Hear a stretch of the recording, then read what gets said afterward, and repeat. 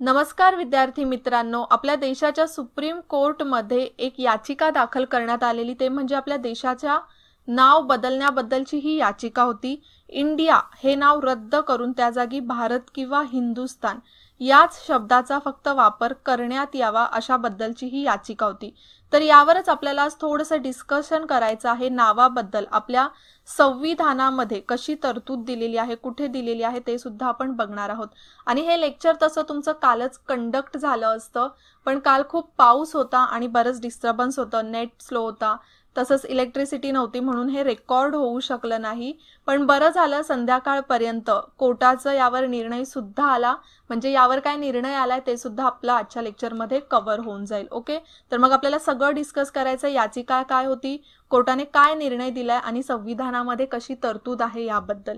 ठीक आहे, तर या लेक्चरची पीडीएफ तुम्हाला आपल्या विजन गव्हर्नमेंट जॉबच्या टेलिग्राम चॅनलवर मिळून जाईल। तसंच ऑडिओ लेक्चर्स डाउनलोड करून सुद्धा तुम्ही ऐकू शकता आणि आपल्या विजन स्टडीचं ॲप आता प्ले स्टोअरवर आहे, ते तुम्ही डाउनलोड करू शकता। तिथे तुम्हाला भरपूर असं study material, PDF notes, practice test available आहेत। तसंच आपले काही कोर्सेस सुद्धा आहेत, त्यामध्ये रिसेंटलीच एक कोर्स आले ते म्हणजे राज्यसेवा 2020 बॅच 3 चे ॲडमिशन सध्या सुरू आहेत। विजन स्टडी ॲपवर लेक्चर्स सुद्धा अपलोड झालेले आहेत, तर तुम्ही नक्की याला ॲडमिशन घेऊ शकता।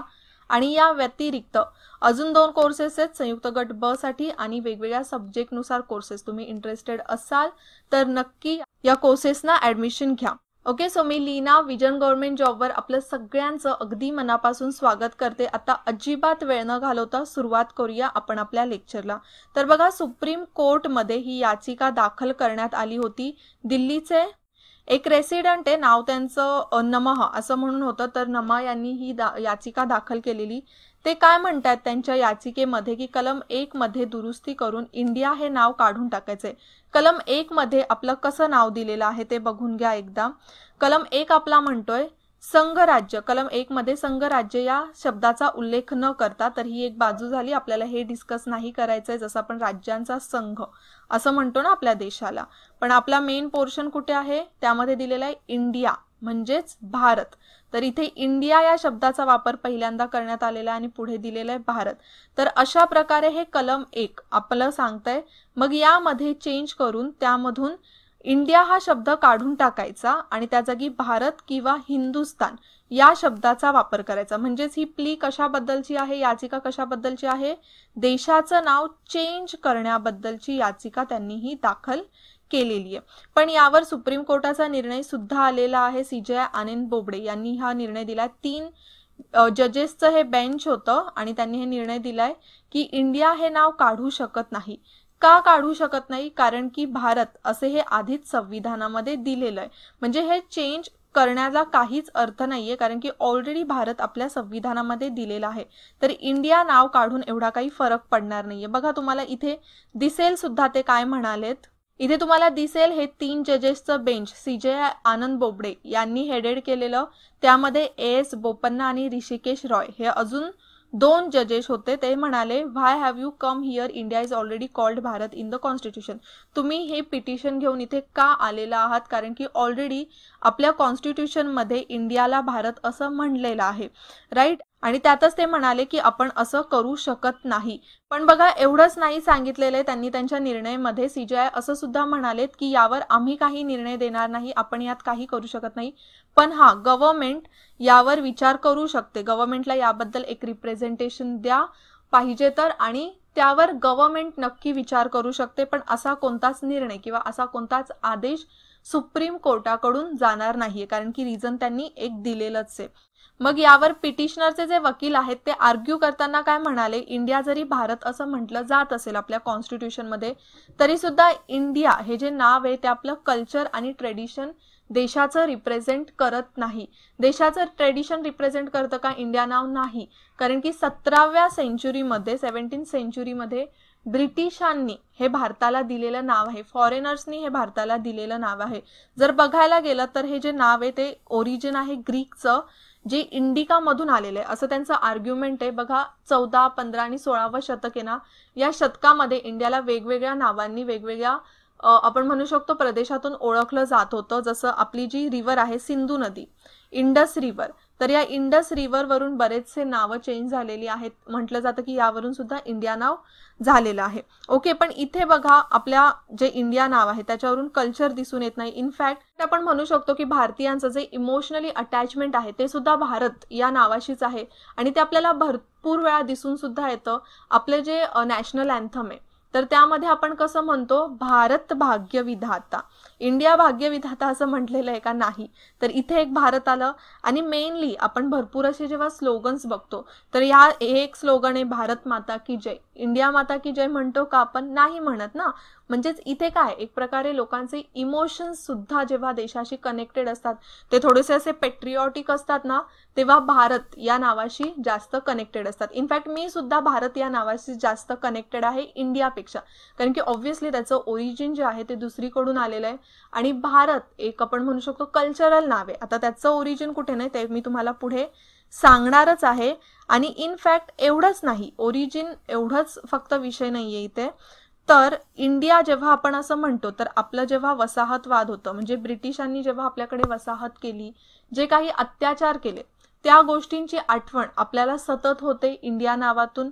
म्हणजे आपण त्यातून बाहेरच पडू शकत नाही. जोपर्यंत इंडिया हा शब्द आपण वापरतोय तोपर्यंत आपण त्या कोलोनियल पिरियड पासून बाहेरच पडू शकत नाही. आणि तसंच पिटिशनर अजून काय आर्ग्यू करतंय, आपल्या देशाचं नाव सुद्धा ओरिजिनल आणि ऑथेंटिक नाव पाहिजे भारत. बाकीचे सुद्धा आपण देशामध्ये बरेचसे चेंजेस बघितले. काही राज्यांची नावं चेंज करण्यात आलेली आहेत, काही सिटीजची सुद्धा नावं चेंज करण्यात आलेली आहेत. जसं बघा बॉम्बेचं नाव मुंबई करण्यात आलं, हे तर एकदम मोठं एक्झाम्पल आहे आपल्यासाठी, राईट. आणि त्याचप्रमाणे अजून अलाहाबादचं नाव चेंज करण्यात आलेलं, प्रयागराज ठेवण्यात आलेलं आहे आणि बरेचसे असे जसं ओडिसाचं नाव चेंज करण्यात आलेलं आहे. तर हे एक एक्झाम्पल सेट केलेले आहेत या काही सिटीजने, या काही स्टेट्सने. का? कारण की त्यांचं जे ओरिजिन आहे, मुंबईचं ओरिजिन मुंबई या नावातून समजून येतं ना. बॉम्बे तर ब्रिटिशांनी दिलेलं नाव आहे, राईट. मग तेच आपण इथे आपल्या देशाच्या नावाशी सुद्धा अप्लाय करू शकतो असं ते म्हणतात. आणि जर आपण बघायला गेलो ना तर जेव्हा कॉन्स्टिट्यूशन आलं होतं, म्हणजे मी तुम्हाला सुरुवातीलाच सांगितलं की कलम 1 आपलं काय म्हणतंय, पण कलम 1 मध्ये जेव्हा इंडिया म्हणजेच भारत हे शब्द टाकताना, हे 3 शब्द टाकताना सुद्धा भरपूर आर्ग्युमेंट झालेलं. त्याचं एक कॉन्व्हर्सेशन मी तुम्हाला इथे देते. तर यामध्ये होते एच.व्ही. कामत. तर एच.व्ही. कामत यांनी डॉक्टर बाबासाहेब आंबेडकर प्रेसिडेंट यांच्याशी खूप आर्ग्युमेंट केलेलं की आपल्या भारताचं जे नाव आहे ते भारतच राहिलं पाहिजे. इनफॅक्ट ज्यांचं कल्चरल थोडासा वे होता देशाला नाव देण्याचं, त्यांनी अशीच काही नावं सुचवलेली. जसं बघा इथे दिसेल तुम्हाला, भारत, हिंदुस्तान, हिंद, भारतभूमी, भारतवर्ष, अशी काही नावं त्यांनी सुचवली होती. इंडिया हे नाव असू नये असं त्यांचं म्हणणं होतं. त्यांचं एक बेसिक मत असं होतं की आपण जेव्हा आपल्या देशामध्ये बघा, जेव्हा बाळाचं बारसं केलं जातं ना, नेमिंग सिरेमनी असते, तेव्हा किती मोठ्या धूमधाममध्ये ते बारसं केलं जातं, मुलाचं नाव ठेवलं जातं. तर आपल्या देशाचं नाव सुद्धा तशाच पद्धतीने ठेवलं पाहिजे, ती सेरेमनी थोडीशी मोठी पाहिजे. पण त्यावेळेला डॉक्टर बाबासाहेब आंबेडकर आणि बाकीचे जे काही आपल्या संविधान समितीचे सदस्य होते ते म्हणत होते असं करण्याची काही गरज नाहीये.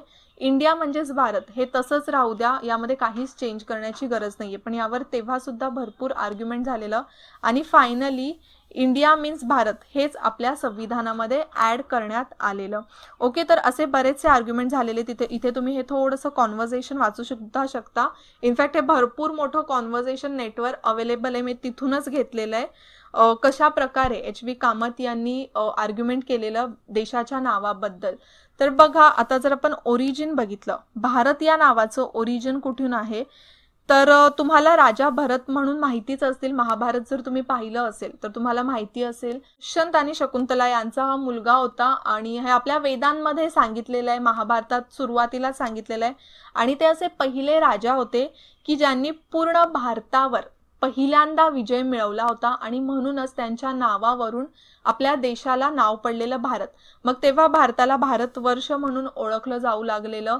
बघा, या आधी आपल्या देशाला वेदिक आपल्या वेदांमध्ये दिलेलं आहे आर्यव्रत म्हणून असं ओळखलं जात होतं. पण यांच्यानंतर यांनी जेव्हा पूर्ण भारतावर त्यांची सत्ता प्रस्थापित केली होती त्यानंतर भारत हे नाव पडलेलं. मग एक मोठा कल्चरल बेस आपल्या देशाच्या नावाला आहे, राईट. आणि तसंच पूर्वीपासून जर हिंदुस्थानाच्या बाबतीत आपण बघितलं तर पूर्वीपासून मुघल जे आहेत ते आपल्या देशाला हिंदुस्तान म्हणून ओळखतात, तर हे नाव सुद्धा एक्सेप्ट करायला काहीच प्रॉब्लेम नव्हतं. भारत आणि हिंदुस्तान या नावाशी आपल्या देशातले लोक इंडिया या नावापेक्षा तरी जास्तच कनेक्टेड आहेत, राईट. तुम्ही सुद्धा तसेच कनेक्टेड असाल. तुम्हाला काय वाटतं की कोणतं नाव जास्त तुम्हाला आवडतं? ओके, आपल्याला इथे काही स्वतःहून चेंज करायचं नाहीये, की मी असं सांगत नाही की इंडिया काढूनच टाकलं पाहिजे. हे तर मी पिटिशन मध्ये काय सांगितले ते सांगते. पण तुम्हाला काय वाटतं, तुमच्या मते देशाला काय म्हटलं पाहिजे? मला तरी भारत म्हणताना खूप छान वाटतं. आणि फक्त भारत किंवा हिंदुस्तान हे नाव एक्सेप्ट केल्यामुळे काय होणार आहे की पूर्ण जगामध्ये मग सगळे आपल्या देशाला भारत म्हणूनच ओळखतील ना, राईट. मग तो एक प्राऊड मुवमेंट असणार आहे आपल्यासाठी. आणि फक्त असंच नाहीये की आपल्याच देशाचं नाव चेंज करायचं. या आधी अनेक कंट्रीजने स्वतःच्या देशाची नावं चेंज केलेली आहेत. बरेचसे देश आहेत, पण इथे मी काही महत्त्वाचे ज्यांना आपण ओळखतो असे देश घेतलेले आहेत. जसं बघा, इराणचं नाव 1935 मध्ये चेंज करण्यात आलेलं. आधी पर्शिया होतं. त्याचप्रमाणे कंबोडियाचं नाव आधी कॅम्पेचिया होतं. नंतर बर्मा तर तुम्हाला म्यानमारचं नाव माहीतच असेल. आपण जेव्हा इतिहास वाचतो तेव्हा आपण काय म्हणून ओळखतो? ब्रह्मदेश, राईट. 1989 मध्ये हे नाव चेंज करण्यात आलेलं. त्यानंतर 1949ला जे जॉर्डन आहे त्याचं नाव जॉर्डन करण्यात आलेलं. आणि श्रीलंकेचं सुद्धा आधी नाव होतं सीलन. तर हे सुद्धा तुम्हाला माहिती असतील. हे दोन कंट्रीज तर आपल्या एकदम जवळच्या आहेत, म्यानमार आणि श्रीलंका. तर ते आपल्याला माहितीच आहेत की त्यांची नावं पण चेंज झालेली आहेत. मग आपल्या देशाचं नाव चेंज झालं की मग पुढे पूर्ण जगामध्ये भारत या नावानेच ओळखलं जाईल. पण सुप्रीम कोर्टाने तरी ही जी याचिका आहे ती रद्द केलेली आहे. फक्त सांगितलंय की गव्हर्नमेंट या याचिकेवर विचार करू शकतो, ओके, तसं रिप्रेझेंटेशन करू शकतो. पण यामध्ये सुद्धा ना एक वेगळी गोष्ट समोर आलेली आहे. मी ती मुद्दामून शेवटी ठेवली आहे, कारण की बघा, जेव्हा आपण हे वेगवेगळे डॉक्युमेंट्स बघतो ना, तिथे सुद्धा पूर्णपणे आपल्या देशाला भारत असं म्हटलं जात नाही. जसं तुम्ही इथे बघत असाल की आपल्या आधार कार्डवर भारत सरकार आहे, तिथेच पासपोर्टवर रिपब्लिक ऑफ इंडिया आहे आणि आपल्या ड्रायव्हिंग लायसन्सवर लिहिलं जातं द युनियन ऑफ इंडिया. तर इथे सुद्धा युनिटी आपल्याला दिसून येत नाहीये की ही नावं सुद्धा सेमच असली पाहिजेत ना. जे आधार कार्डवर आहे तेच इथे असलं पाहिजे, तेच ड्रायव्हिंग लायसन्सवर सुद्धा असलं पाहिजे. म्हणजे कशाला एवढा वेगवेगळेपणा पाहिजे? एकच असलं तर थोडंसं बरं होईल. आपल्याला उगाच वेगवेगळापणा करायचा नाहीये. माहितीये देशामध्ये आपलं कल्चरली, भाषा वाईज खूपच वेगवेगळेपणा आहे, पण डॉक्युमेंट्सवर नको ना, एकच असेल तर चांगलं वाटेल. सो मग बघा, एवढंच सांगायचं होतं तुम्हाला या लेक्चरमधून. ही याचिका आपल्या पॉलिटी रिलेटेड होती, त्यामुळे डिस्कशन करणं तर महत्त्वाचंच होतं. आता आपण इथेच थांबूया, पुन्हा भेटूया नेक्स्ट लेक्चरला. तोपर्यंत जय हिंद, जय महाराष्ट्र आणि थँक्यू. विजन स्टडीवर स्टेट बोर्ड, NCERT आणि संदर्भ पुस्तकांवर आधारित क्वालिटी व्हिडिओ लेक्चर्स घेतले जातात. तुम्ही विजन स्टडीच्या सेवेचा लाभ कुठूनही आणि कधीही घेऊ शकता, ज्यामुळे तुमचा शहरात येऊन राहण्यासाठीचा पैसा आणि वेळ दोन्हीही वाचेल. तर वाट कशाची पाहताय? एक उज्ज्वल भविष्य तुमच्या समोर आहे. आम्ही प्रवेश घेतलाय, तुम्हीही घ्या. अधिक माहितीसाठी आजच भेट द्या. Visit www.visionstudy.in. हो, स्वप्न पूर्ण होतात.